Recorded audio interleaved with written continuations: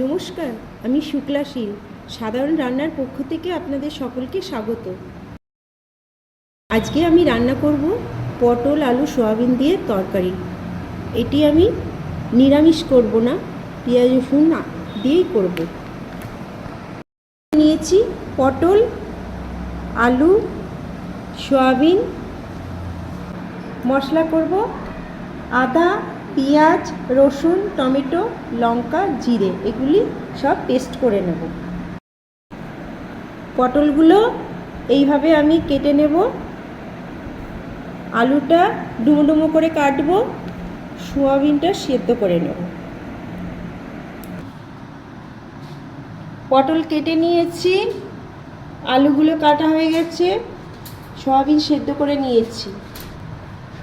মশলা যেগুলো নিয়েছি ওগুলো পেস্ট করা হয়ে গেছে। নুন, হলুদ, লঙ্কার গুঁড়ো, আর ফোড়নের জন্যে তেজপাতা, গোটা জিরে, কাঁচা লঙ্কা নিয়েছি। গ্যাসটা জ্বালালাম, কড়াটা বসিয়ে দিয়েছি।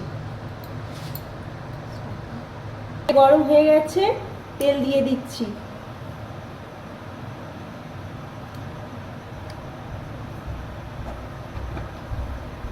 এবারে পটলগুলো ভাজবো।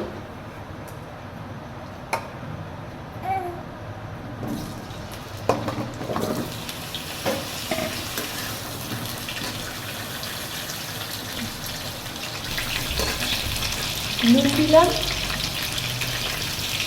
হলুদ দিলাম, এবারে নাড়াচাড়া করে ভাজা ভাজা করব।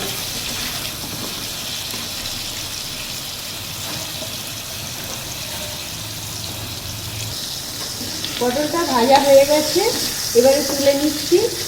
এখন আলুটা ভেজে নেব।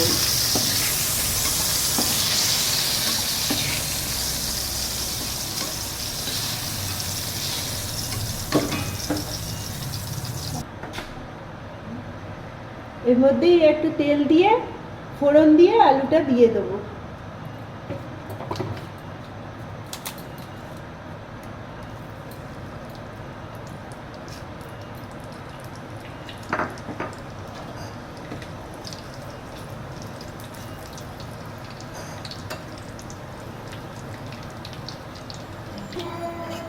আলুটা এবারে দিয়ে দিচ্ছি।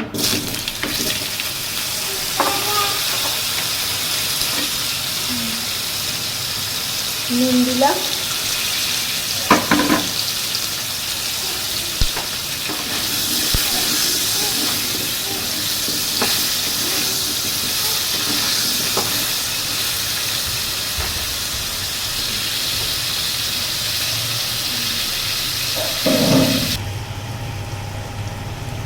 আলুটা ভাজা হয়ে গেছে, এর মধ্যে এই সেদ্ধ করা সয়াবিনটা দিয়ে একটু নাড়িয়ে নিচ্ছি।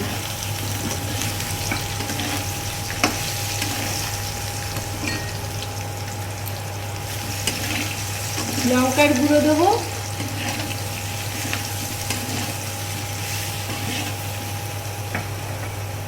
পেস্ট করা মশলাটা দিয়ে দিচ্ছি।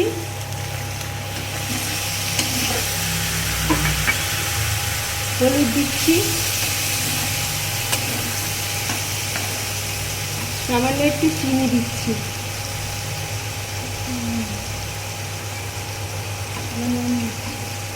নুন দিচ্ছি।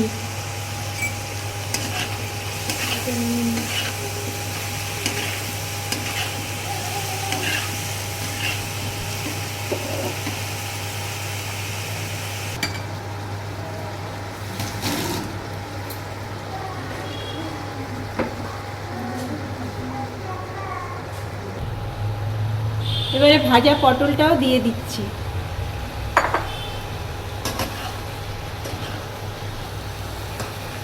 এবারে সব কিছু দিয়ে ভালো করে কষিয়ে নিচ্ছি।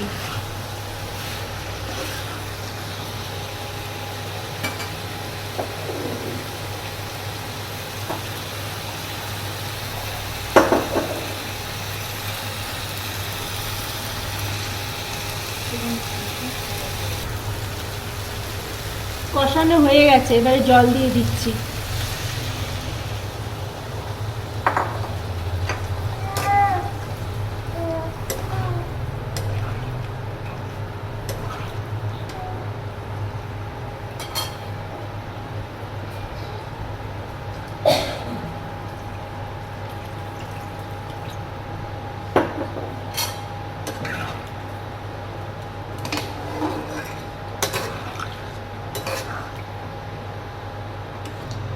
গ্যাসটা অফ করো। রান্নাটা আমার হয়ে গেছে, এবারে এই ঘি দিয়ে একটু নামিয়ে দিচ্ছি।